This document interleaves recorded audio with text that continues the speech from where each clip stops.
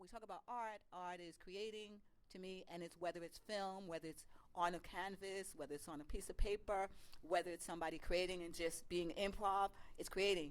You're expressing. You're inspiring. You're saying, educating. You're throwing a message across. Whether it's even vocal. So again, I say the powers that be that are in control of and have that capital already, who are putting capital in. Millenniums don't understand what's going on, and where they're living, they're so glad to like, whoo, I got to get out of this now. I'm out of the war zone, so to speak, but I'm being controlled and manipulated. And you know what I mean? Let's look at the music industry. This is just an example. So who's still living off of that and having their planes and still having control of the water and the other sources, and oppression is still stopping, is still exists no matter what level you move into. If you're not part of the club or that quote unquote family of billionaires or controllers of the real world, World Bank or whatever you want to call it, I don't know. So who's still capitalizing off of it? Who's still really living? And then when we talk about revolution, in understanding that, yes, you're revolting in a way that is peaceful and you're throwing these messages across, but let's say in the point of even being educated and equipped to when it gets to the point where it's violent, when it's going to be violent. Because with every revolt, there is a bang sooner or later in order to make some change with certain people, depending on what type of changes realistically you're really trying to make. So I just wanted to say that as an artist. So how do you... Stop for 1 second. Yeah. I'm going to ask you all to pass this microphone, and wait to receive it to start speaking, because otherwise the sound is not going to come out really good. Yeah. And I'm going to clap now just to be able to synchronize all the cameras and the microphones, okay? That's Thank you. just him doing. So I think that maybe somebody might be able to respond to that. It would be nice to know how you express it in your art. I'd love to hear about that. But you're one of those millennials. I'm not me. Respond to what you're saying. Or take it in another direction. Okay. But, she's Okay. talking about millennials. Millennials. What do you mean by millennial?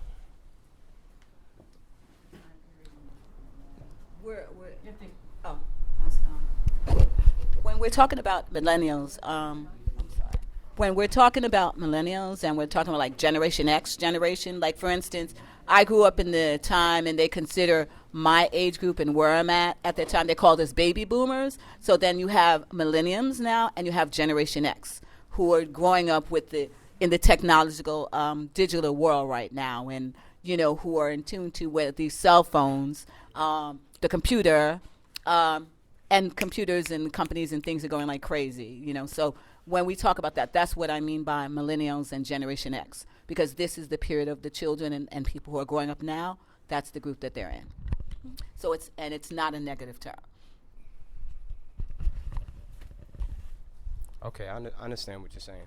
What is your art? My art form, I'm a creative producer. I produce creativity. I've done multiple different arts. I went to art high school, so that I was really inspired by different arts. So I always wanted to mix in with different stuff. So I've done a lot of different arts that aren't related, like writing, drawing, music, producing. I've mixed with everything because I had a lot of energy and I wanted to just do everything. And so now I'm more so of a thinker. I want to talk about information and development and progression and preservation of necessities and different things that would help to benefit people. I work as a mentor every Friday at a rites of passage, and that has helped me grow as a person. And in reference to what she was saying, that reminded me of my youth, growing up my earlier youth, my my earlier youth, my shorter days. Yeah, my shorter days. When I wasn't as tall. There wasn't there was a transition. I was walking into technology, and I was walking in the time when they had the big suitcases, for the cell phones. And so I saw everything happening. I play a lot of video games, really. I was really, the gamer, the first, not the first gamers, but the three-dimensional, the three-dimensional video games. So, that was my coming into technology. I was like, video games, three-dimensional. It's like all this stuff of sounds and all in all that stuff going on. So that was my touch of technology and all of that. And I was never really too big on phones. Like, even now, I'm not really big on the phone. I'd rather talk in person or something, because when I was younger, I go to the park and I meet someone. I make a friend for like a little bit of time, and then I leave. So, it's still in me to meet somebody and talk to them and just have this great time and then never see them again for the rest of my life. So it's still, That happened back in the day, when they sailed around, the Cape of Good Hope, they didn't see those people ever again. So it's, we're just, we're 20th century folks, and so we're used to sort of seeing people. And now in the 21st century, oh my God, it's a constant people fest. There's no time to breathe. There's no time to dialogue. I mean, there's no time to be alone in your space, right? I fight for that fiercely, to be alone in my space. Yeah, but my sister. Well, just like my friend Bria was saying, like I don't consider myself an artist, but I do stuff that create. Like, I've done poetry before. I've kind of not lost it, but I haven't been writing since was school. But I feel like now, when you were saying with technology, I feel like artists now has that space to say, okay, I could put my art out there and say, what do you think about it? What does it make you think? Like, beforehand, you'd have to go to a gallery or go somewhere where they're creating the space for artists. And I feel like now, with technology being so open, we can put it out there and say, okay, well, here's my art. You want to see it?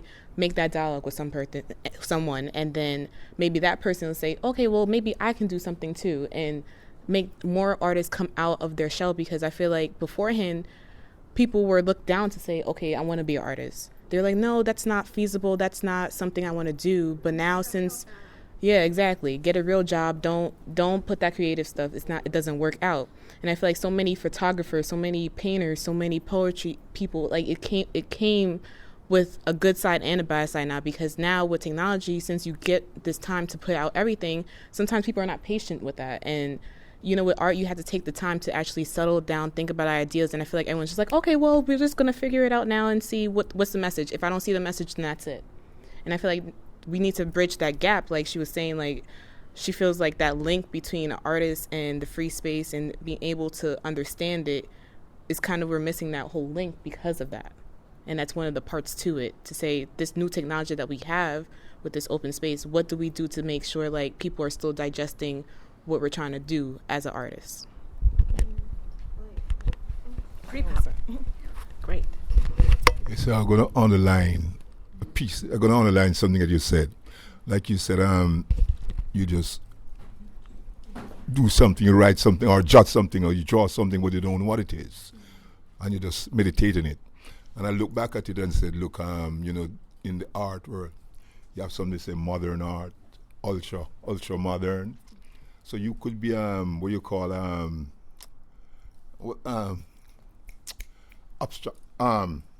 abstract. Maybe you're an abstract artist. After you meditate and you give it a name, that's what you're trying to say. Yeah. So maybe you're an abstract artist. So just keep doing what you're doing. Thank you.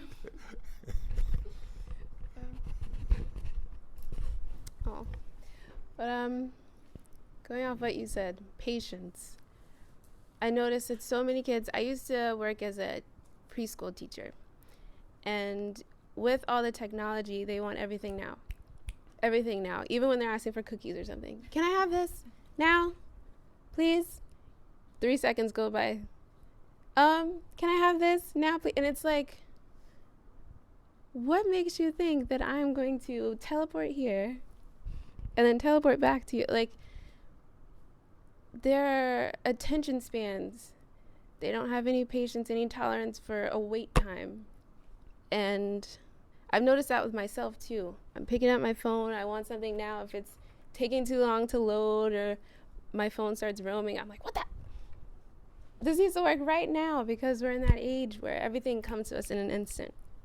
And like she said, art takes patience, and it really is a journey, because once you start, you might change what you want your subject to be, or change what you want the message to be, change the mediums, change everything. So it's like you have to take time and really feel it out, let it digest. And that's kind of the sad part about the technological age. But I mean, it is a double-edged sword. Just gotta. The sister back there, front squad. Tell us a little bit about your art. Well, I don't necessarily want to speak on my art, but I feel that we are all artists, whether we actually draw, paint, whatever, because the thoughts that you have, that is creating. So as long as you can create, you are an artist. So if you're thinking negative thoughts and you're doing something negative, you're creating, that's negative. So like you said, be patient and create those positive thoughts and be whatever it is that you really want to be, and create the type of life that you want to live. And I don't think we need to just be placed in one box, whether it's abstract or oil or poet or whatever, because we are who we are. And it took a long time for this world to be made the way that it is, and it is art as well, because we're all creations. So that's just how I look at it. Might be a little abstract or however you choose to put it, but I think I believe, I feel, and I know within me, like we're just all artists and all creations and creators. So I'm going to pass this mic now. I agree we are all artists, but if you have something, even, as I say, even a thought, and if you have a thought, then you got to express it that it can be effective. Right. So that's what I think. Yeah.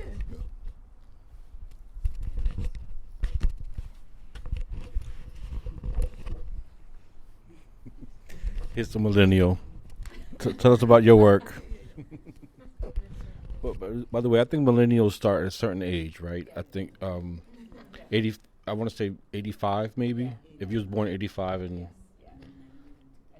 you're a millennial, and be proud of it. I would love to be a millennial. Let me go back.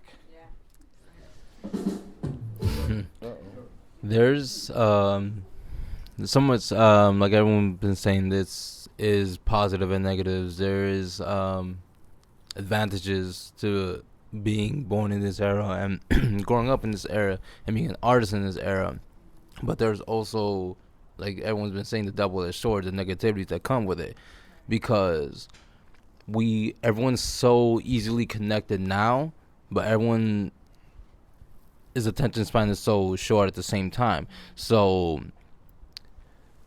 the way I could put my art on Instagram right now and just show it to countless people within the country or outside of the country, it's a blessing, but it's also a curse, because I think people lack the motivation to be like, this is a beautiful piece of art, I want to support the artist, I want to purchase it. No, I have it on my Instagram, I don't need to. At this point, why am I gonna buy this and spend my hard-earned money, whether I got it or I don't, when I can have it on Instagram? And Instagram, on Facebook, on Tumblr, and you could reach so much people, but there's a cost to that, to being so easily accessible. Because I know I've discovered artists that I'm motivated by, that I'm inspired by, that I'm moved by, and I'm like, you know what? I like this person. I want to support their cause. They inspire me as an artist, but not everyone feels like that. No, everyone just wants it. Everyone wants that free trial. Everyone wants that Instagram. Everyone wants that Facebook. Everyone wants the art, but no one wants to support it. And growing up in this era, like it would have been nice for people to be like, you know what, like, oh, you make art? Like, I want to see your art. I'm gonna take the time to go to your opening, to go to your gallery, or et cetera, et cetera. That touches about what we were talking about today. Yeah. On the walk here. Yeah. Oh, no, The- he has something. And yeah, it's just such a hard, difficult obstacle to try to overcome. Because I'm grateful for anyone who cares about my art, who actually is inspired by my art, but at the same time, like, I also need your support. I can't live off of thank yous and great jobs and all, like, and likes and retweets and screenshots and yeah, of course, but we have to be realistic. I hate using that word, but like, we do need the support. I can't live off of likes and like thumbs ups and like great jobs and nods and like, I would love to buy this, but like, this is a nice piece, but this is what I want to do for a living.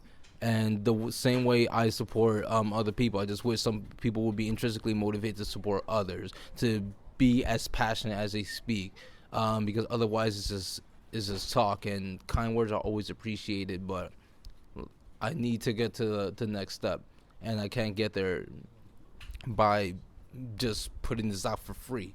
Everything comes at a cost, whether it's the material, whether it's the time, whether it's the education. This all comes at a cost, and nothing is free in this world. So we have some new artists who've joined us. I just want to say hello to everyone and thanks for showing up. I'm glad we've gotten to this point, because I think we could hear it in a few responses, and the question of, how do I make a living as an artist, right? And in the old days, there were patrons, and artists lived their work. The whole idea of the starving artist, they lived their work. They did nothing else. They didn't eat, but they had patrons who took care of them. They could afford not to eat. They had people who'd buy their art, display their art. It was a sort of a different sort of marketplace, and we are in a marketplace that creates that space where everyone can see everything all the time, constantly. But at the same time that's happening, Christie's is selling art at millions of dollars a pop, right? Artists are getting grants and fellowships at hundreds of thousands of dollars. So where's the divide? And we talk about the class divide. Where's the disparity in the money, in the income, in the wealth? Where's the next Basquiat, right?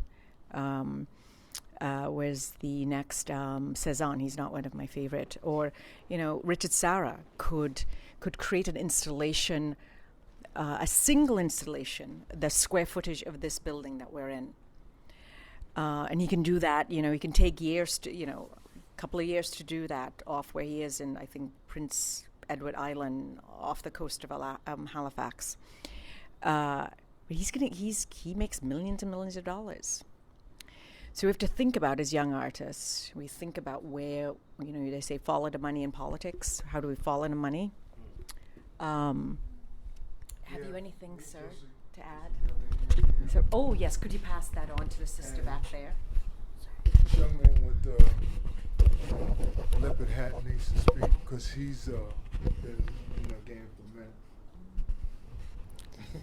Peace and blessings. He was one of the original gamers. Yeah, I'm an old dog in the game too. I've been around a long time. I had my first paying gig when I was 15. And over the years, I've seen a lot of changes. We were speaking about the internet. And because of the fact that everything is copy and paste, people don't have a sense of respect for somebody else's intellectual property. I just the other day saw a balloon come up on my Facebook, saying that somebody had posted something up in this comedic consciousness group, okay? And so I clicked it on, and I don't click on everything. Something told me to click this on. I clicked it on, and the moderator of the group posted a piece of my art. It was one of my memes with my photography, my hand, this ring, okay, and with a comedic proverb that I put underneath it. But he edited out my copyright and altered it. He digitalized it just a hair, okay. And so I went and found my original picture, and then posted it right underneath his, and he's had the nerve to say, "This is my gift to you all," as though he had created it. And so I right away claimed it, and just show the original, and also another piece of art that I'd used with the same photo but a different meme underneath it to make it very clear, this is mine, But I've had stuff ripped off for years. Where I've got an article that's been plagiarized all across the internet with people putting their names underneath it, an artisan piece that I did of a unique doll. Somebody told me, Queen Mother, somebody else is doing those dolls too. I'm like, what? That's my work, But I've had to, as an artist, come to look at the fact that this is the reality of the world that we live in. It is. And I'm actually listening to an audiobook right now about Jim Henson. Everybody familiar with Jim Henson? And Jim Henson, who created the Muppets, and who you probably came to know his work because of Sesame Street. And people think that the Muppets were these kids' puppets, and they were not. When he created the Muppets back in the 50s, they were these edgy, very hip characters, and he had like a 5 or 10 minute show that came on late at night, and he would do all this tongue-in-cheek stuff, And so when he was presented with Sesame Street, he had to think about it, because he was like, but I didn't create them for kids, But somebody pointed out to him, but this is going to help to fund other projects that you want to do artistically. So he agreed. And then the question of commercializing and licensing his characters was an issue for him. He was like, I can't do it. But then again, somebody said, but this is going to be able to fund the big artistic films that you want to do, like Dark Crystal and so forth, okay, which are certainly not kiddie films. And so he agreed. And in truth, it did. The book talks about how, as an artist, you have to be extremely clever in putting something out there that's commercial, which is something I've learned to do over the years to keep myself afloat as an artist. Having something that's commercial. I learned about performing in schools, doing assemblies, okay? And when I found out about that and how much money artists were making doing that, I said, I will never pound the pavement again. And raised children while I was doing that. And performed also from there in festivals and theaters and so forth. But that gave me the money to be able to fund my theater project, where I was able to do all the edgy stuff, and where I wrote really topical scripts and directed and all this other stuff. So what's important, as our moderator was saying, is finding out where the money is, because a lot of people who are on Facebook, depending on who your circle is, I'm always talking about changing your circle, okay? A lot of the people on Facebook in general are not really interested in buying your art, but that doesn't mean that there aren't people who are. I mean, I just found there's a whole other audience across the waters where people are, how much is it? How much is your book? How much is this? How much is it?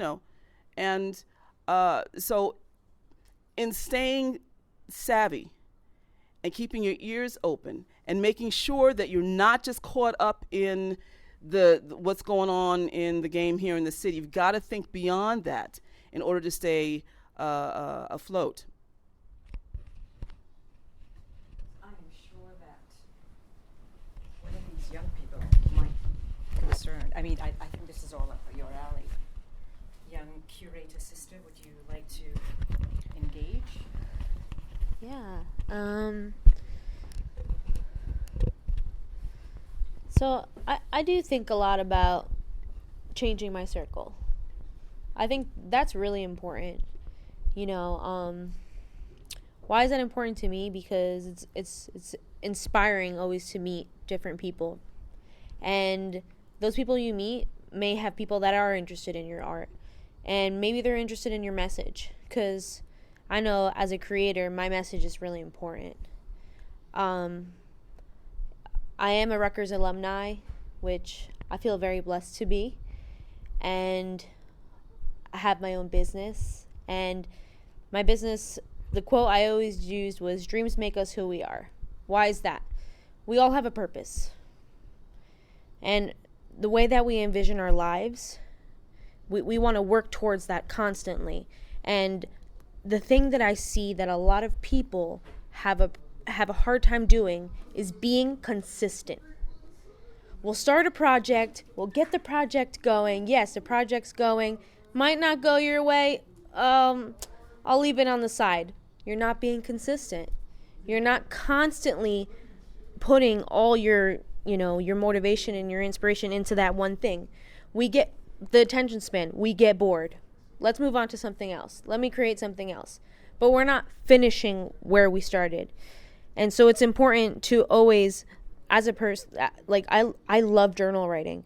And I will go back to my to-do list from 2008 and be like, that's what I was supposed to do in 2008. It's 2016 and I haven't done that yet.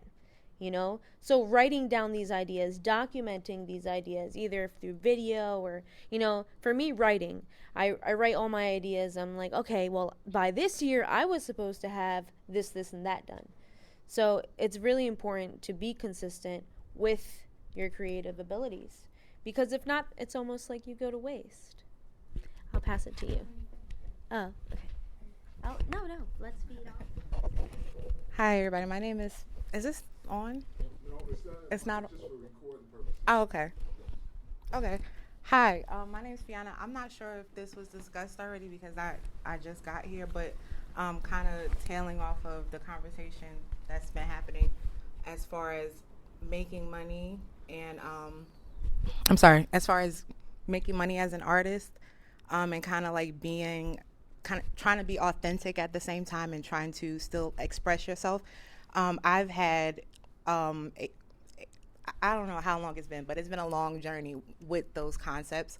Right now I'm a graphic designer, web designer, brand strategist. So I manage projects where I get to be creative, but I also have to, do paperwork and organize things. But I didn't start out that way. I started out doing just acrylic paint and playing with Photoshop, making different things.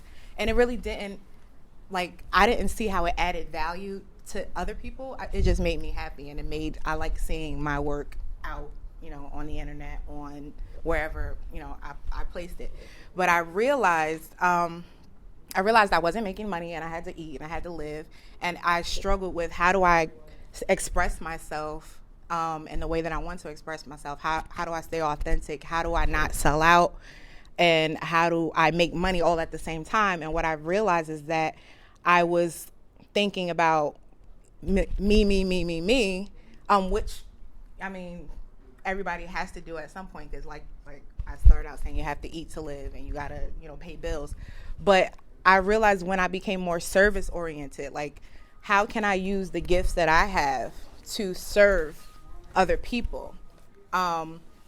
Everything became easier. I wasn't thinking about, people aren't understanding me, or people aren't reaching out to me for my work, or people aren't asking me to be in their shows, or people aren't listening to me. It was more so, who is asking for what I have to offer already? Who needs what I have to offer, and how can I offer it to them? And then when I started thinking in that way, opportunities popped out of nowhere.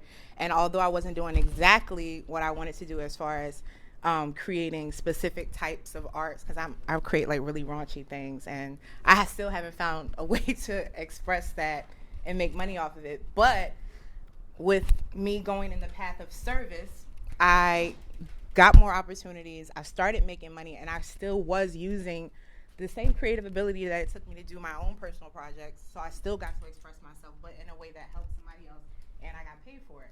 And so now I have more time to do those things that I was doing before, and I get to do them with less stress and less, oh, who's gonna buy this? I get to really be more creative because I'm focusing my time on, I'm balancing out my time between my personal expression and my expression and how that serves the world. So I hope that helps somebody. Just give me 1 second. Because I want to bring someone in who has probably been doing this and may have insights going through different iterations of holding on to your art. Well, my name is Ralph Sanders. I've been in Newark since really 1957. I'm a musician, artist, filmmaker, writer. I also write poetry too. I've worked with Last Poets. This is a record project that we did. We did the so-called Hustlers Convention. That's a movie that you might know called Uptown Saturday Night, Let's Do It Again. And it's also Harlem Nights. Now, I worked with Alan Douglas, who was an underground producer. And you might know his work from Martin Luther King's I Had a Dream speech in Washington. All the audio and the documentation, that's through Alan Douglas. He's worked with Jimi Hendrix. He was his manager during his group called the Band of Gypsies back in the 70s. He really opened the door for me and allowed me to have access to a lot of multimedia channels like publishing, printmaking, filmmaking also too. Another project that I worked on was with Nina Simone in Paris in 1984, and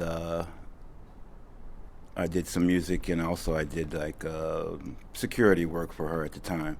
You have to read her book, Princess Noir, or I Put a Spell on You, to find all the details about that. I worked with Sarah Vaughan, Mary Lou Williams. She was considered the black Duke Ellington in the keyboard piano. And that was a film called Mary Lou's Mass. That was commissioned by Pope John in 1975, I believe it is. It's on YouTube. I did some illustration graphic designs for that. Newark has grown a lot recently with all the gentrification that's going on here, but it's happened here before down here on Halsey Street, where you had businesses that established themselves and thought that they were going to be here for longevity, but no, they came and went because of non-support. There was some support for a short period of time, then that either dried up or went in another direction, and those places fell by the wayside. So we're going through another renovation here in Newark, and let's hope that this one lasts a little while longer. Let's see.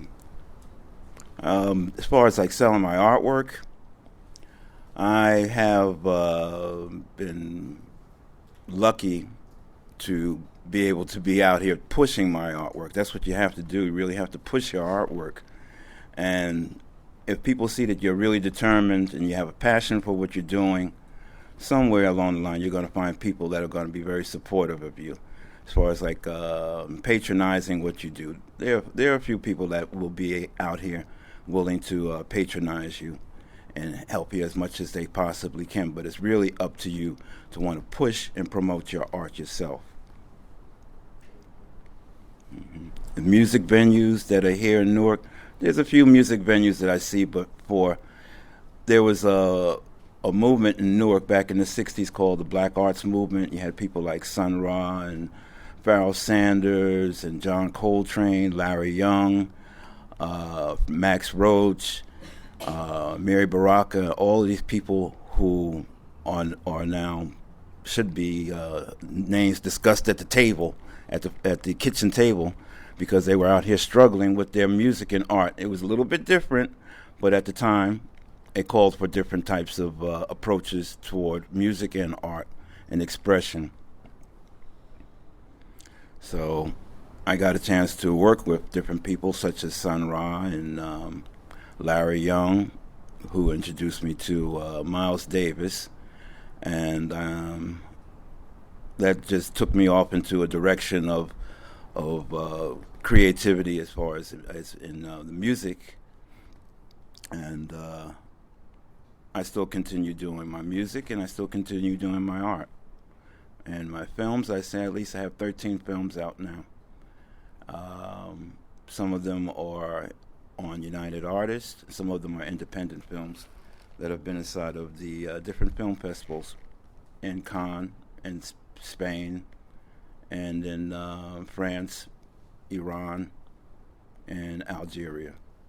I would say that some of my works are there as a makeup artist and set designer. So,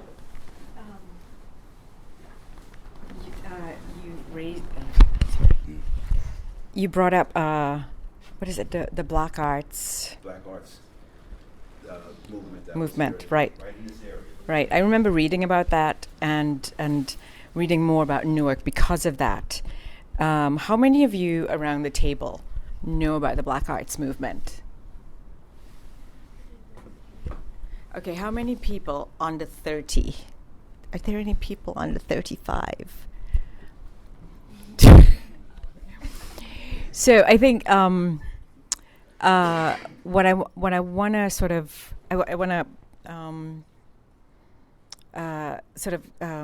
continue on that whole piece, because you were talking about a couple of eras around organizing artists, and in that period, artists had to organize, particularly because it was during the civil rights era, and so it was in the midst of artists were responding to a particular political construct at the time. I think today we're probably seeing more dispersed power because of technology, because of what technology has been able to do around access. And so we're in a different period, and I'm wondering, for those folks who are over 50, are we seeing less, because we have the opportunities for those revolutionary responses, as Joel talked about, right? Are we seeing less political cohesion around the creative arts? So, my sister back there, do you want to? You want to join us? That's a topic of a lot of conversation amongst those of us who have been around for a while. This is kind of a killing two birds with one stone here, because I was going to mention that in terms of the service piece that you talked about, that I've been a teaching artist for a long time, and I mean this all loops together. And I had to get back into teaching in order to create flow. Okay, I mean I took some time away. As a lot of you know, I'm a spiritual leader, and so I had to, reclaim my art career actually. And so what is interesting with that is, on the one hand, it's great because it's an act of service. I love teaching. I love teaching children. I love passing the arts on to younger generations. It's vital. And art truly saves lives. I've seen the difference it makes over the years. All of the kids who have been considered the throwaways have always been my best students, and who are successful today. But last winter, It's coming up on a year now, yeah. A bunch of us who are teaching artists. Do we have any teaching artists here? Well, everybody I talked to was waiting on a check. Everybody, including myself. In fact, my supervisor went away on vacation and told me to go pick up my check at, such and such place, location. And I went, and it was locked up tight as a drum. It was just before Christmas. But again, I was not the only person, and it wasn't just from that organization. There were other people from the organization too, but I'm saying all these different art organizations where artists were waiting for money and had to go through the holidays of all things with no money. And while people who were in charge of these arts organizations were off on vacation, they had their money. But this is something I've seen over the last 15 years with teaching artists, where there's always some situation where there's a problem in getting our checks in a timely fashion. Here in this area, when it happened last year, and I thought, this has been 15 years of my being a teaching artist, specifically doing like after school and summer programs, teaching music, teaching theater. I have a Drums of Compassion program that I'm doing now. And it really dawned on me, we need to unite. And I started talking about how we as artists have to come together as a united voice and create some type of local union so that we are not taken advantage of in this way. But here's the problem. Because a lot of artists, and these are I'm not gonna bash on y'all, but these are millennial artists, okay? who are basically just interested. Once they get it, then everything's okay, or they're satisfied to get money from those who are the heavy hitters here now in the city in the gentrification thing. Receiving just a few crumbs from that table, even though they're bankrolling $1 million from grants and so forth, and are not understanding how they're being used as a pawn in order to satisfy their grantors, and are not thinking in terms of galvanizing at all. Part of that is the disconnect culturally in an understanding what it has been like to be a working artist, not understanding the full history, not being able to recognize when you are being used as a pawn, and not having the conviction enough to say, I'm not going to participate in this, or I'm going to speak up, okay? And because of the fact that we've got little clusters here and clusters here, but I've noticed that within those clusters, there are folks who will stab each other in the back if they're thinking that they're going to get a better gig than somebody else in a heartbeat. Someone who goes out on a limb for somebody else and, and doesn't appreciate that, somebody's gone out on a limb for them to get this job. But then, it's been really mind-blowing. It really has been. So I'm not really sure what to do, because I'm always talking in terms of our history, but there's still the whole meism thing. As long as my pockets are lined, okay, so if the check does come late, at least it came, okay? So maybe we can talk about that, because I don't know.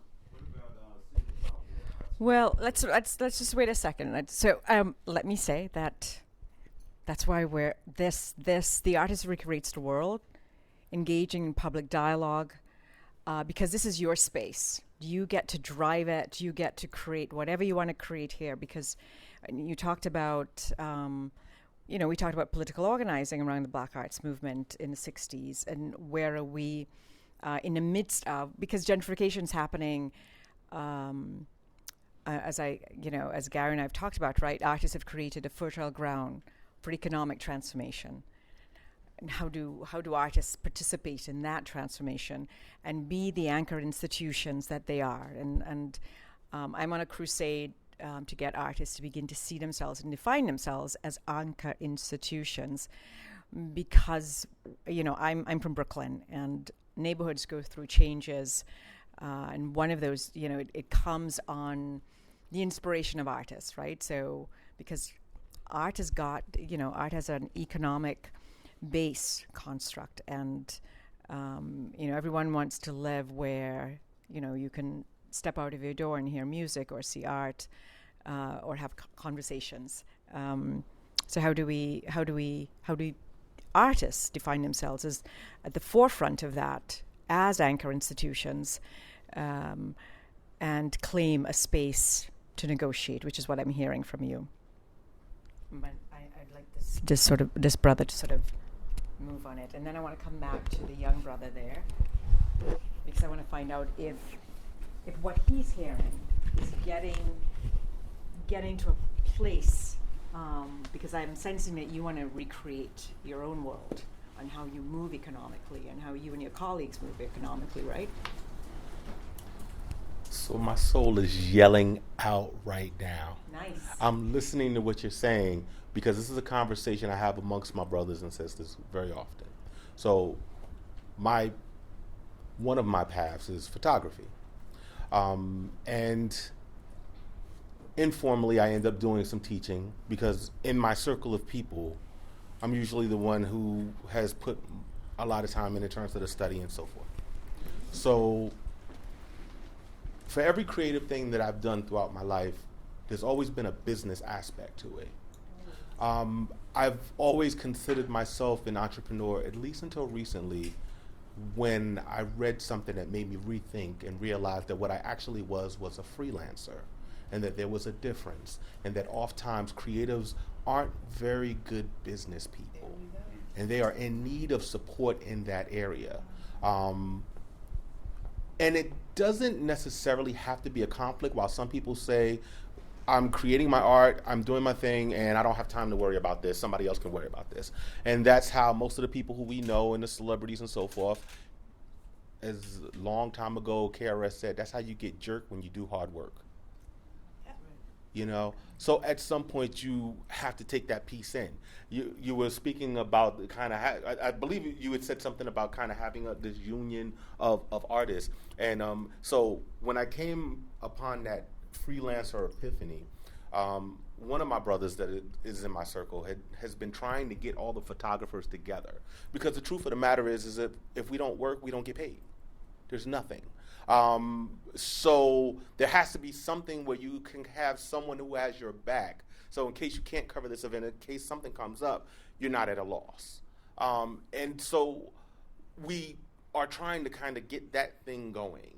And it's hard for some people, because, especially for myself, I'm very much an individual. I have siblings, I have other people around me, but I go off to myself, and I do things usually by myself. And my creative stuff is, when I'm in that space, it's a challenge sometimes. But when you're talking about that business piece as well, to not let that get in the way. I have, for the last 5 to 6 years, been working for myself. And I do a couple of different things. So I do photography, I do computer repair, I do in-home counseling. I'm a licensed professional counselor. So I have this career area, but then I have this creative thing. And I started focusing in on making money with my photography. So I do events and I do weddings, and I consider myself a visual storyteller, and capturing people's moments and being able to say, here, give this to you so you have something to remember. And I got so wrapped up in it for a while that I didn't appreciate the photography anymore. I didn't appreciate the art as much as I did when I first got started, because I was chasing the money. So it's like there's always has to be this balance between being able to sustain yourself and being able to create what's important to you. And like some of my elders, those people who've been doing photography longer than I've been alive, they say, you have to have these personal projects. You have to have these things that you're engaging in, so that you keep your creative juices flowing. But I am always thinking, how will it sustain me? Because I don't have a choice but to, and especially now. So for me, for the last 3 years, I got married 3 years ago.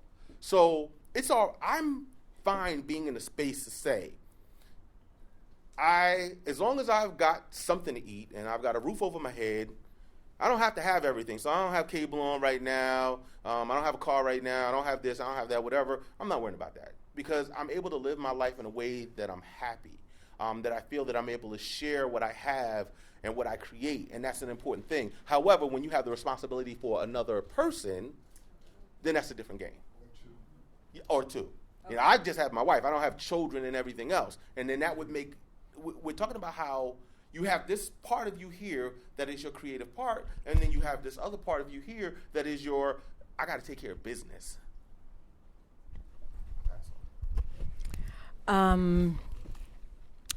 You are sort of triggering something that I probably will have to spend some time writing about, but I want us to think about this. I want us to think critically about the marketplace and the way the marketplace has changed, and that we are living the answers that the marketplace has created, but we have yet to identify or zero in on what those questions are. And what I'm suggesting is the jobs and the skills around particular jobs have changed. The marketplace has changed dramatically. Unions have been reduced or they've been decimated. We have a whole class of folks who see themselves as freelancers. And we in some way believe that there's a lot of autonomy with that. I want us to think about that, and I'm going to write about it, but we think that there's autonomy with it. But it creates this distraction with who we are, because you have to do 5 jobs and 5 different jobs, but you still see yourself as an artist.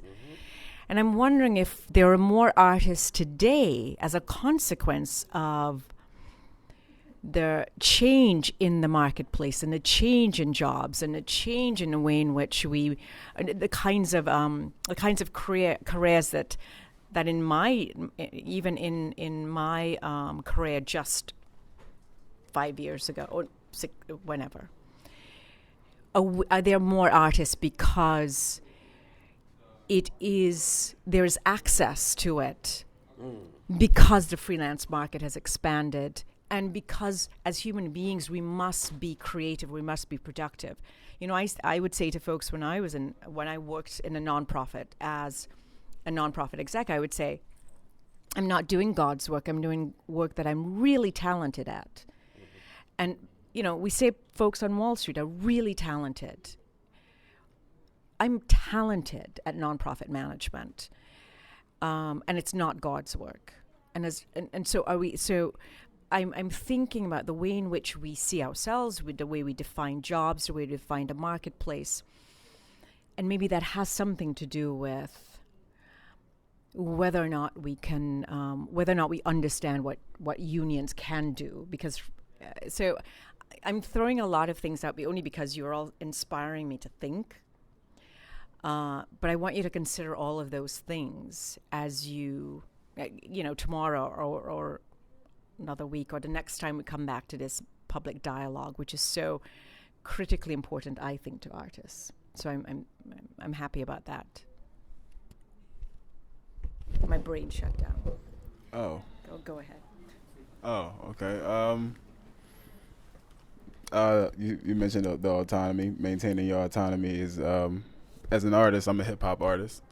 I feel like the autonomy, especially in this day and age, is important because with such a history, especially in music, like the music industry's changed to the point where you really don't need a record label if you're willing to put in the effort.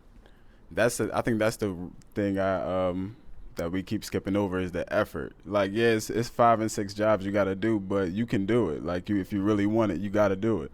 There's no ifs, ands, or buts about it. As far as that was really dope how you mentioned galvanizing, that's a strong term I really gravitate towards. But yeah, galvanizing together as a union and really setting clear standards for ourselves. You know, getting that education, you know, on both sides, because tying it all together. It's like you said, there are so many artists because of the access, and I don't believe there are so many artists. I just believe that they develop these different channels, and they developed so fast that they weren't given clear borders and definitions. So now we're in a strange time where the lines are real blurry right now. So we do need guidance from the past, because I'm pretty sure you've seen this before. Like this whole, like, it's nothing new. You've seen it before. At the same time, there are different technologies that we can educate y'all quicker than somebody else can, you know, and more genuinely. You know, so, you know, having that genuine meeting of the minds and really being honest in agenda and intent, you know, so we can really truly support each other without worrying about who holding how many spades. It's like, look, we on the same team. Let's do this. Let's get these books. So yeah, I feel like that's important. I really feel like honesty is important. Honesty and effort, because effort is it. I've seen Newark do so much. Like I was born in the projects in Newark, and to see where it is now, that's somebody else's effort. You know, so as much as we wanted a piece of that, they were willing to do something that we didn't. You know, regardless of excuses, regardless of, you know, disproportions and resources and allocated resources and stuff like that. But still, the point is, it's effort. We've done so much. I've seen my people do so much with nothing. You know, like sugar water was a real thing. So now we have. In this past, I'm gonna say I'm 26. So I'm gonna say in this past 10 years, I've seen, you know, with the people I've seen, you know, especially Jay-Z, you know, that it's just showing something that like an idea. You showing somebody an idea. It's possible. They see that. They have no choice. They can either look up to that or they can push it forward. So we really don't have any excuses anymore. We really don't. It's just about effort, honesty and effort. Yeah. Do you really want it, or do you really just want to talk about it and have it being a good idea? You know, because as artists, we tend to get lost in those lofty thoughts. You know, it's just like, oh, it would be nice to do this. We have to manifest that and make it a reality, because when that effort, when it pays off, and you see how other people are willing to get behind that, once they see that you were willing to put in the effort for yourself, it makes it a lot easier to support you, because it's you could talk about this and that all you want, but when you're able to touch something and you make it real, that's a whole nother story. People want that. They want to support that because they don't have to do as much. Like this dialogue. I'm not sure how likely this would have been if we all would have just, like, we walked past each other. I don't know how many times. Well, not me personally, but you know. It can happen, but it was somebody's idea, you know, and people support it. Is your brain back on? There you go. I want to. Okay, but this what you just said is really valuable. Being 26, I want us to be able eventually to talk about what effort means and how we define effort, and I caution you about effort. Yeah, the reason why I'm wanting the mic so bad, I got to be excused.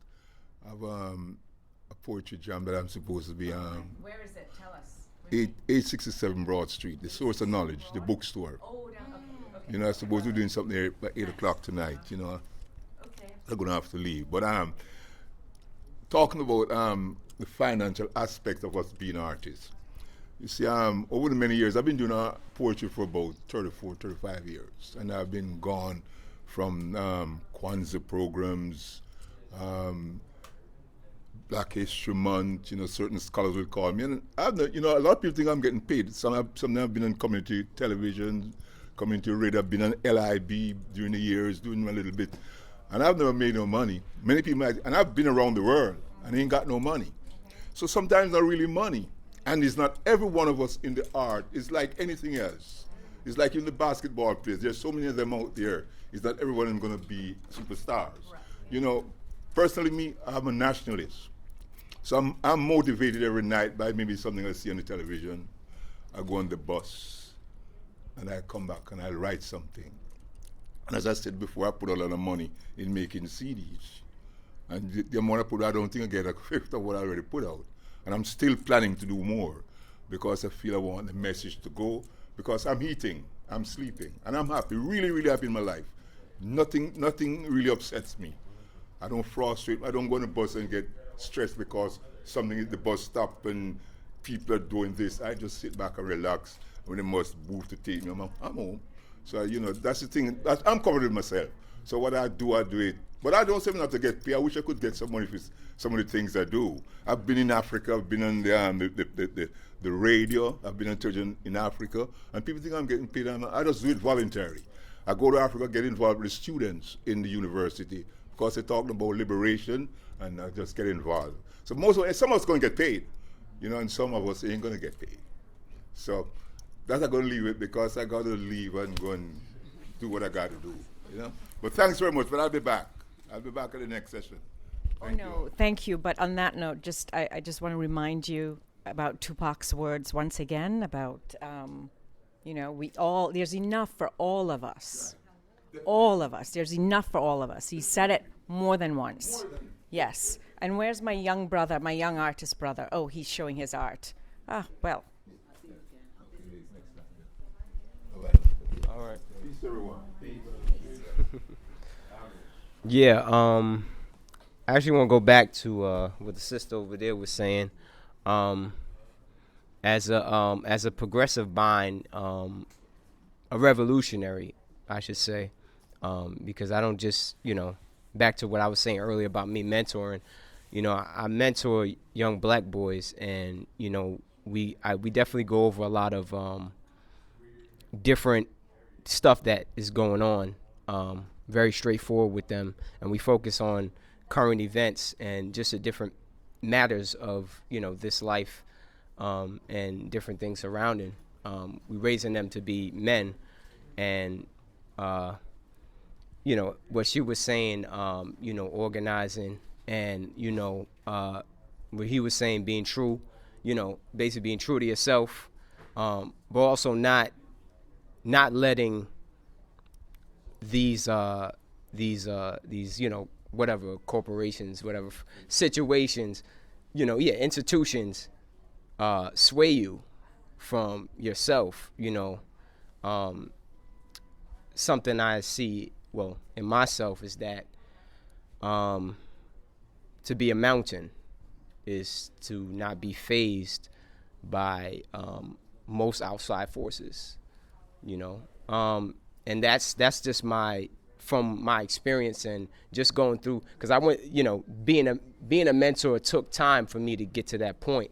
I had to go through changes myself to be able to stay in that mentality, because it was very emotional, you know, seeing what's going on and then having to translate that to someone who reminds you of yourself, you know, just in a different state, you know, because they're younger, but I still have to address them in the same matter while just dealing with it for myself.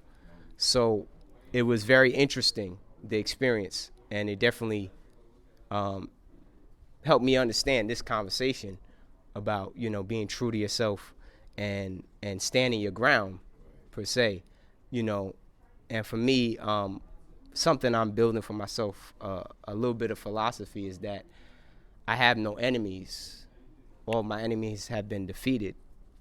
And so therefore I don't have to think of people as enemies, which means I don't have to stress no more about this person and that person, because I no longer have to take in negativity. I can deflect it rather than dealing with it within myself. I deal with it externally.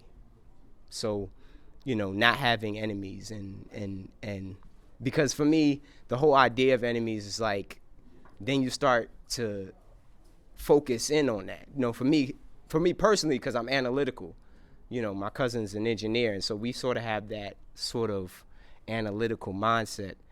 And so for me, if I'm thinking about negativity, I start to focus on it, break it down, and really go deeper into it where I don't need to do that. Where really I could just say, all right, just let it be. But for me, I like to dive into stuff and break it, deconstruct stuff. So, and for me, that's how I understood myself and relative to my cousin, and understanding why it was taking me so long to figure, why I felt so lost, because I was doing things that I was missing that one part of myself, the analytical part, the part of me that wants to understand things and construct things in the physical, which is basically what artists do. If you draw, you're designing, you're like an engineer and an architect in one. Music's the same thing. You're dealing with frequencies. So, I mean, for me, as the more I get into the arts, the more I understood that it was just science. It's not, separated, you know what I'm saying? Because that's division. So there's really no difference. It's all science. And we're all just scientists. We just translate and speak it different ways, because every language is a word and every word is a language. So, I mean, that's just how I started to see it. And that helped me understand that there was no separation. There was only unity.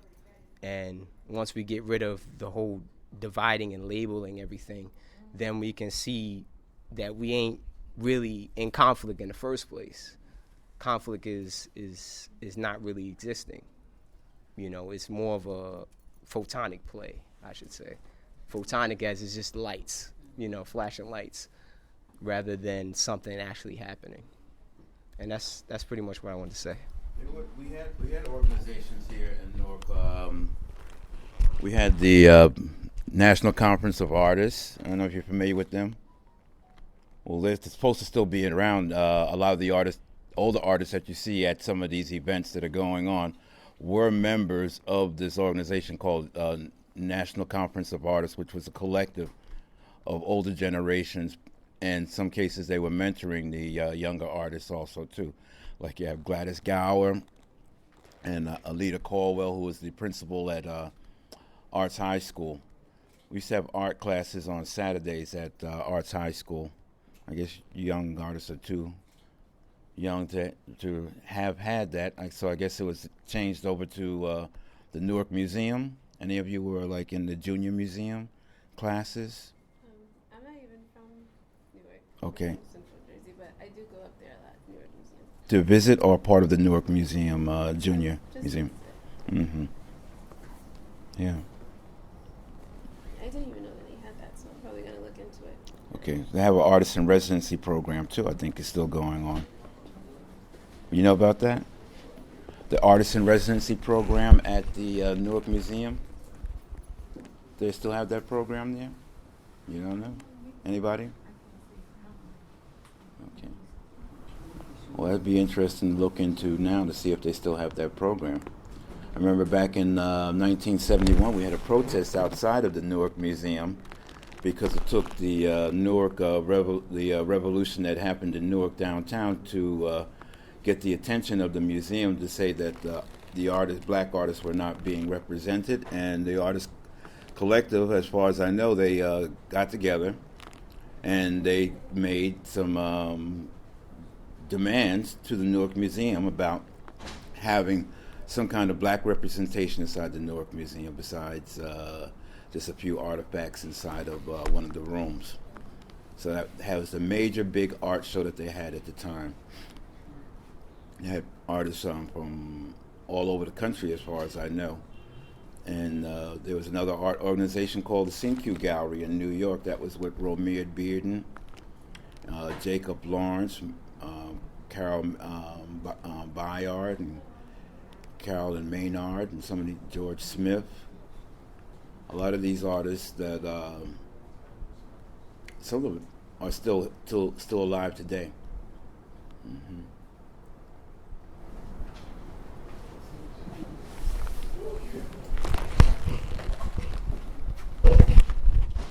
So I'm hearing it's a really hard road, and it's hard work to stay engaged in your work. But like any other public citizen, you have to be politically engaged. You have to be, you have to demand public conversation, civic engagement. There has to be a place where you can negotiate what matters to the community and the community you live in, which is what I'm hearing from the brother there. Who else would like to weigh in on? Oh, and we don't have to have anything to weigh in on. We could play a little bit more music. Well, in response to what both of you guys were saying, I'm trying to regather my thoughts. But I know you guys were you brought up spirituality in some way. You were talking about how you weren't doing God's work. I'm sorry? Yeah, I don't do God's work. Right. You were talking about the nonprofit, and then you were talking about can you refresh me real quick, because I know you mentioned it. You were talking about just spirituality in general. And fighting to get my art career back. Right. Although I do see my art as my ministry too. Right. I feel like I don't know if you guys are religious or not, on whether you're Muslim, Christian, or atheist, or just spiritual in general. I feel like that is one of the major things that connects your artistry to your community, to your purpose, to your money.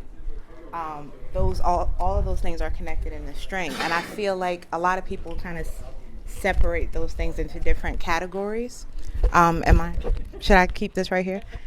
A lot of people kind of separate those things into different categories. Like, I'm being creative now, or I'm being an artist now. Now I'm being a business person. Now I'm being a yoga guy, or a Christian or a Muslim, and all of those things are so integrally connected in terms of getting you into a flow. I feel like because we separate those things, it's harder for us to get into a flow where we can express ourselves creatively and make money and impact our community and respond to what's happening politically. All of that can be happening at the same time if we were kind of all in alignment with that, with the way that we think of ourselves as spiritual beings, as social beings, and as artists.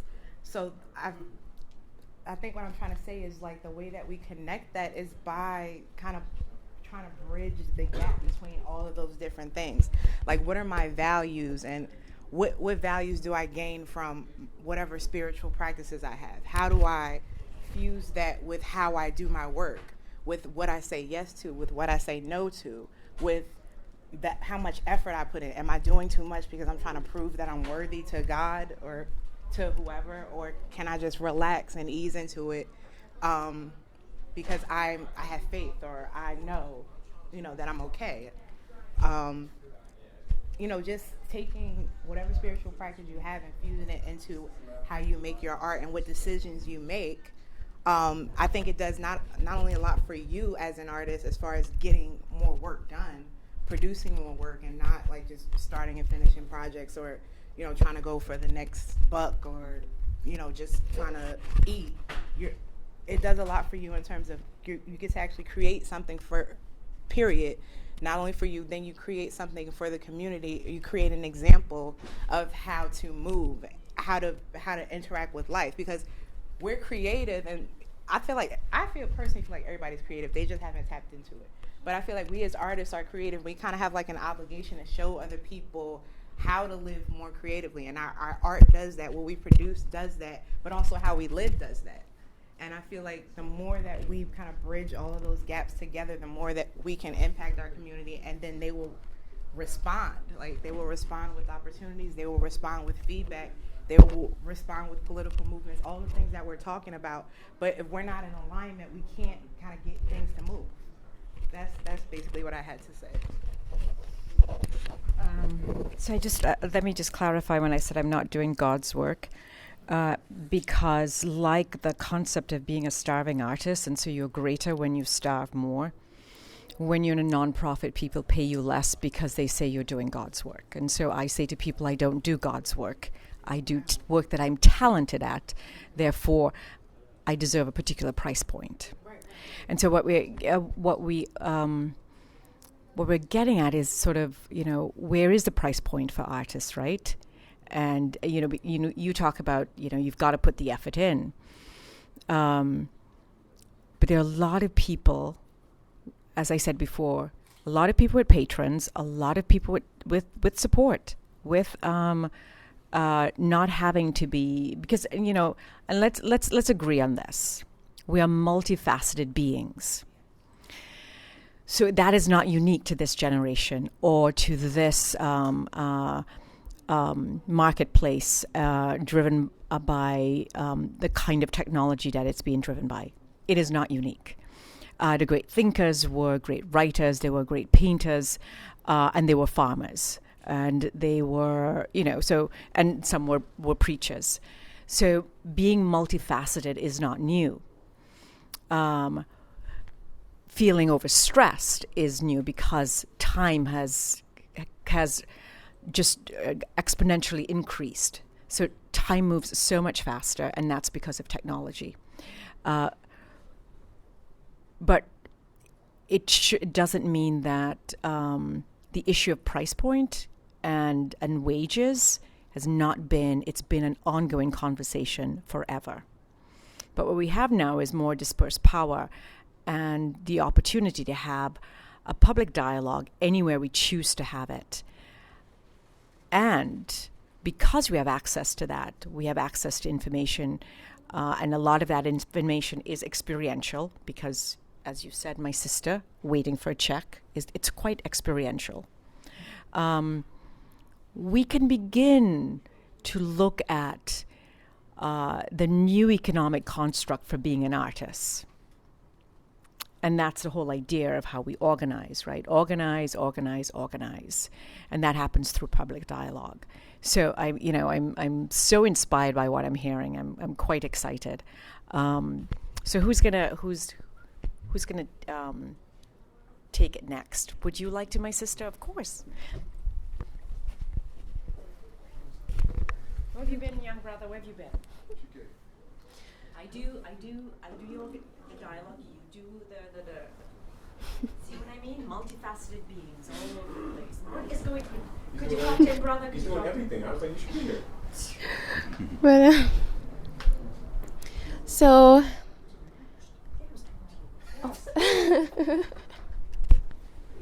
Okay, my sister. Okay, so I'm hearing a lot about wages and organizing and effort and all these things, but personally I have a problem with self-confidence and realizing your value. Like with young people, they don't know when they're getting ripped off because they don't have that sense of a value. They just think, oh, this person likes my work, oh, I'm just gonna go for it. Maybe it'll take me somewhere, and usually that's not how it works. And there really just needs to be, we're talking about revolution in our communities, and there also needs to be a revolution within our psyches and how we see ourselves. And because saying she doesn't have the confidence to identify her value is now synthesizing everything you've said. Yeah. Well, I'm screaming inside because I don't do this. Gary knows. Every time he asks me, he's like, oh, you should come. I'm like, no, I will just sit over here in my corner. But yeah, this helps so much more. You guys are speaking to my soul, because now I think I can do it. Like making that change and actually putting in the effort and realizing my value and working towards it. And it's just beautiful. And you guys are going to actually make me cry. Somebody give that woman a hug. Can we give that woman a hug, please? What kind of work do you do? My screen. What kind of work do you do? It's crafting and crafting and painting, and I dabble in teaching little kids. Do you do ceramics or something when you say crafting, or is it like I like sculpting. clay? Clay I like a lot, and collages, and just really anything I can get my hands on, just because I don't have that much of an outlet because my mom always says it's a means to a whatever that. Yeah. You work in a community center or work in a school? I work in a warehouse, if you can believe it. Warehouse. And I feel so drained when I come home. I'm like, I don't have any time to do anything that I want to do.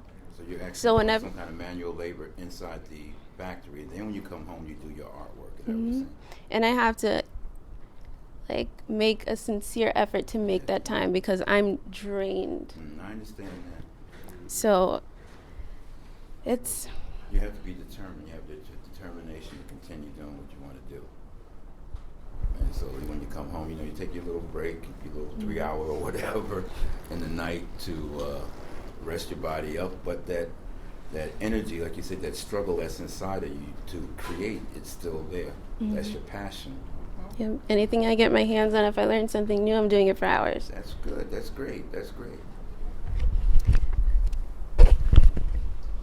I think we found our first picture of the artist recreates the world. For what was that? What? Yeah, I know. I'm going to the brother. Yeah. Right. You can speak. Righto. You're saying something? Yeah, I was going to say something. But at my age, things come because I'm an artist. The ebb and the flow of the brain. It's fascinating. Yeah. So, it was actually in response to you. And you. I met Gary. He talked about his writing. Then he sent me some YouTube videos. I checked out his videos. Then I saw his videos and I thought, wow, this is amazing. This is community organizing, and he doesn't even realize it, but he's an artist. So because I'm a community organizer and because I came to Newark to engage in the local arts community, I said, well, we have the opportunity to do what Gary does, the artist who creates the world, live, together, in dialogue. So you just sort of trigger that in my head. So it's about finding your creative space and spirit and connecting to it and getting a high on it. Because you're introverted, you need more time to rest and come forth. So you know that you need to take a break from human beings sometimes, a lot. Thank you for sharing. Because as you were talking, I'm thinking, and as everyone has been talking, there's a lot of things that have been coming to my mind. And it's funny, as you just said, trying to hold on to all of those threads because you hear something from everywhere that resonates with you. Value. In this plugged-in world, in this overstimulated world, always connected world, we've always got all of these things pulling at us for our attention. And so it makes it difficult to focus in on the things that matter most. Value and worth. I mean, think about it, our connection. What has been the connection with social media? And for those of us who share what we create on social media, some of us share simply to say, hey, look what I've done. Some of us share seeking that feedback, those likes, like the people were talking about earlier, those hearts, whatever it might be, that someone is acknowledging your work. But then there's like this other psychological part that's saying that you're acknowledging me and who I am. And so the artist and the art are so connected. And it's the minds that it's crazy. It's so interesting as you struggle through all of that and finding your worth and being able to call for and ask for what you deserve and what you should be, like when you talk about compensation and what should you be, how should you be compensated for what you do, and what you ask for and what you think you're worth. It's a challenge. I mean, with the people in my circle, we talk about pricing and we talk about, okay, when we go to do jobs, what do we ask for? And so the challenge is when you're not confident, when you don't think you're where you should be, you never ask for what you think, what you're really worth. You don't know what you're really worth. And so it's important sometimes to have a mastermind, a group of individuals around you who know those that are above you and those that are below you, so that somewhere in the middle, everybody kind of comes together. You have those that are more experienced who can say, hey, listen, young brother, hey, listen, young sister, such and such, you're killing the market. Like, when I have certain people, when we talk about photography, we have some people who will say, we'll shoot a wedding. And they'll go out to do a wedding, and they will say charge $500. Ridiculous. And they'll say, okay, well, this is what I can get. And then you have other people who do a lot more and ask for more. So I come across people who contact me and they want to get information, and they're like, well, can I get this just done for this? And I'm like, well, what is your expectation? What is it that you want? And so the people who have priced themselves low, and the reason that I bring that up is that the people who put themselves down here, that's what they think that they're worth. That's what they think their value is. When some of them are really great, but if in their head, this is what they think that this is all that they're worth, they're here. And so just kind of going back and saying that it's important to have the mentors, the other creatives around you who can help you to see when you're not quite sure, or when you're uncertain, whatever it might be, that you have value and you have worth, and that you can ask for what you deserve. I think I kind of went all around the world, but. Oh no! It just means that because I've been open, I'm on the right path. We're gonna do some phenomenal things together, right, brother? Absolutely. Good evening, everybody. Thank you all for sharing. I popped in here real late, as y'all know. I just wanted to add to this conversation. Hopefully, I want to add some value, and I'll say the one thing I want to leave you all with is push on, right? When I say push, I mean two things. I mean pray until something happens, and I say produce until something happens, right? And so my cousin, he is an inspirational story. He's been rapping, spitting since he was like in high school. And so even through undergrad, he was spitting. Even through law school, he was spitting. And then he went to law school, and then he got this nice corporate gig, right? And then what happened was to get paid six figures and to help, youngest of four, but to help mom pay the mortgage, to help kind of some other things happen, he took that six-figure gig. And what ended up happening is he didn't have time for what? Spitting. And so he, after going to partners' kids' baseball games, after a long day of work and things like that, he realized, man, this money's good, but like, I miss my craft.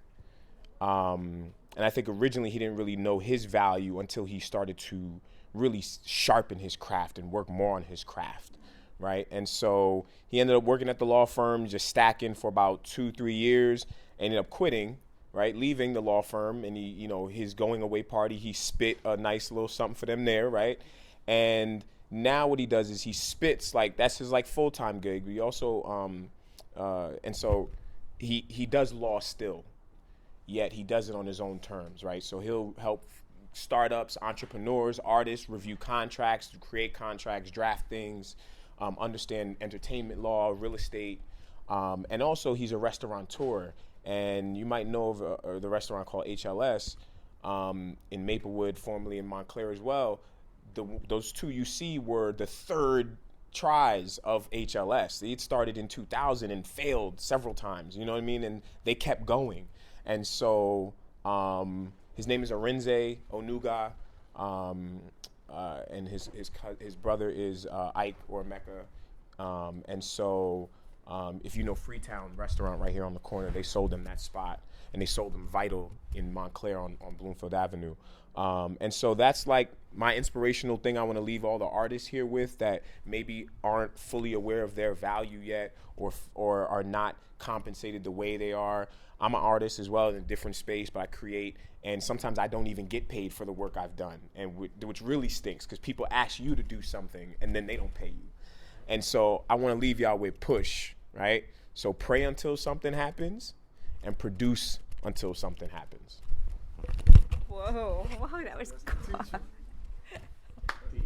Awesome. Which, You know, which sort of hits on what this brother said about effort, right? So people might think, you know, those two failures, he wasn't working hard enough. It wasn't enough effort.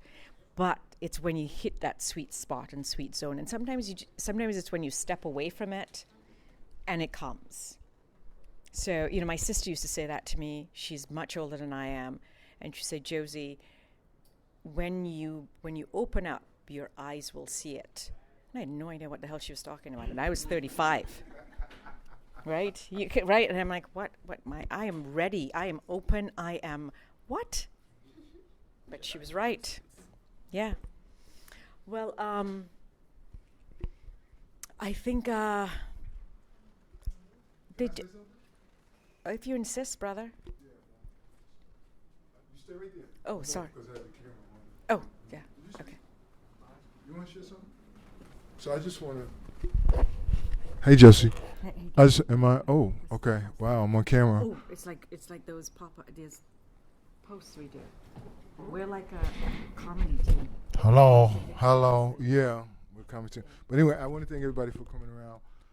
Elliot, Yacia, Bria, sister. You know you changed your name. He got a spiritual name that I can't pronounce. Falana. No. Fiona. Gwen, thank you for coming. What happened to Wonderland? I had to make a phone call. Mother. Queen Mother. Queen Mother. Ramon, thank you. Brother. Mel. Elliot, I got you. Ralph, thank you. I got everybody. I want to thank everybody for coming because this is the environment we wanted to create. It's just a continuation of the artistry creates the world. And so we have to somehow continue the public discussion in a public space. Because you see, what I keep saying, it's just like family. This is the family that you don't get to know. Am I moving around here? All right, here we go. She keeps me in order. This is the family that we don't get to talk to and alleviate those fears and that weirdness and all that crazy intuition that goes on through the years and through the months. If we had this discussion every month or even every week, we would be so much more powerful to go out and do what we need to do. You want to say something? Oh. I should have thanked Let me Josie first. We have so many. Let me just say something I just want to say something about Josie coming in and helping the series. Helping? Well, adding. Partnering. Yeah, well. Adding? Yeah, here you go. Just because Thank you, everybody.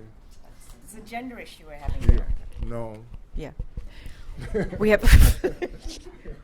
We're going to do so many things because you guys have left me filled with so many ideas about what we can do together. We're going to find, we were lucky to find this space. Shout out to Anna and Glott for letting me have this space. Shout out to Eric Johnson and Michael Statue, both of Arts, Culture, Media for the equipment. And where's Eddie? Eddie's gone. But we will have spaces to do this.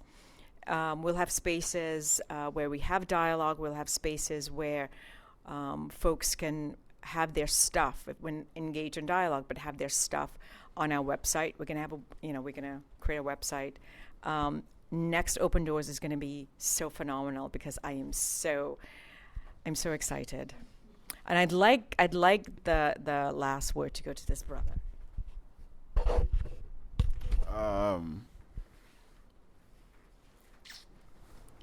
Everybody here is an artist in some form of fashion. It's important that we create new ideas. Balance is important, and it's inevitable. So you be the best you that you can be, and somebody on the other side of the spectrum will be the best that they can be. New ideas are important. Education is important. I can't stress effort enough. And not just effort and just like the things that you want to do, but just being a better person, like just being a better you. Because it's even if it's like moments of anger, somebody I look up to taught me this, that the easiest thing to do is like everybody does that. Everybody does it. It's like you're right here. Everybody, it's easy to stay right here or even go down. But the hardest thing to do is be better, and that's what very few people want to do. And it's really important that everybody really puts in that effort to be better, because if a bunch of people trying to be better, it looks better for the whole. And direction is important, especially in these really confusing times. Like, what do we really want? Where do we really want to go? If we've been here, what happened? How did we get here? That's very important, so we can know how, and what can we do to avoid getting back here? It's like once we're up there, we want to stay there and just keep progressing. Don't want to keep having too many setbacks, especially at the same nature. Value. Don't be scared. Don't be scared to demand your worth.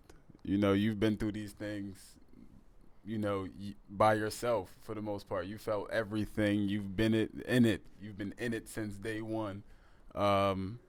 Really value that, if nothing else. Like, who was it that said it? Was it Zora Hurston? I forgot. But it was like she found joy in the fact that every day something tried to kill her, and she's still here. It would be her. Oh, that was? I can't remember, but that sounds like the kind of her writing. Okay, thank you. But yeah, it was that's important. Like, don't take yourself for granted. Your life every day, like we count 365 in a year. Like, I'm not sure how old you are, but you've been through all of that, and you're still like here doing, like, learning stuff, and like that's for everybody. Just at least find solace in that, and make it matter. These moments truly matter.